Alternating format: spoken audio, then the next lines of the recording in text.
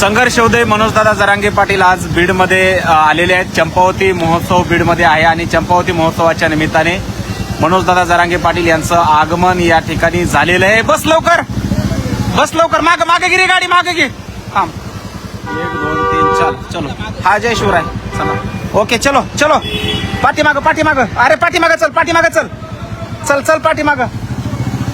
जाऊ दे आणखी गाड्या पुढे चल ओके चल घे।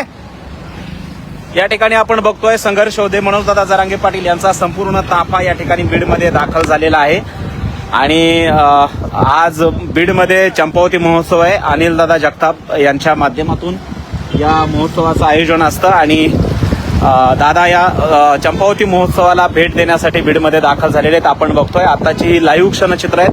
बीड शहरामध्ये संघर्ष उदय मनोजदादा जरांगे पाटील यांचा संपूर्ण ताफा या ठिकाणी आलेला आहे आणि दादांचं आगमन आता बीड नगरीमध्ये या ठिकाणी झालेलं आहे। एका लग्न सोहळ्यानिमित्त काल दादा मुंबईला गेले होते आणि मुंबईवरून रात्री दादा आले। छत्रपती संभाजीनगरला काही कार्यक्रम होते आणि ते आटोपून आता दादांचा ताफा आहे। थोडी फास्ट घे दाद्या चिटकून।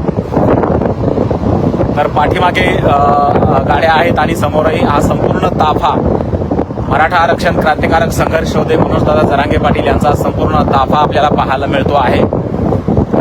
गोरगरीब गरजवंत मराठ्यांचा लढा दादांनी उभारला आणि या लढ्याला प्रचंड मोठ्या प्रमाणात यश प्राप्त झालं। आज असंख्य बांधव नोकरीमध्ये शिक्षणामध्ये ओबीसी आरक्षणाचा लाभ घेत आहेत आणि खऱ्या अर्थानं मराठ्यांच्या ओबीसी आरक्षणाचा मसीहा म्हणून या महाराष्ट्राच्या समाजकारणामध्ये ज्यांच्या कार्याची नोंद झाली ते संघर्ष उदय मनोजदादा जरांगे पाटील यांच्यावरती सर्वसामान्य समाज हा जीव ओवाळून टाकतो। इतकं दादांवरती समाज बांधव प्रेम करतात आपल्या सगळ्यांना ज्ञात आहे आणि खास करून बीडकरांचं विशेष प्रेम आपल्या संघर्ष उदयावरती आहे।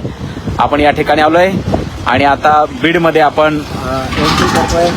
या ठिकाणी सगळे बांधव आहेत ते सगळे सोबत आहेत।